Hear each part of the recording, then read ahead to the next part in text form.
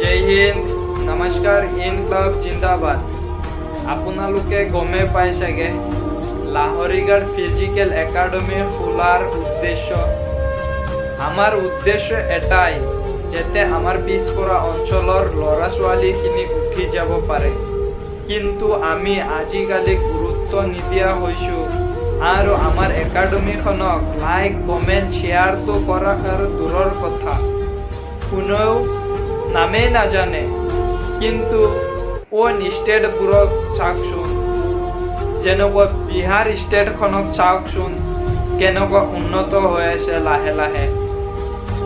তাত যে ল'ৰা ছোৱালী আছে আৰ্মি পুলিচৰ ডিফেন্সৰ কাৰণে পাগল হৈ গৈছে, আৰু কিমানকেইটা একাডেমি আছে আপোনালোকে চাগে চাইছেই, দেখা পাই আছে।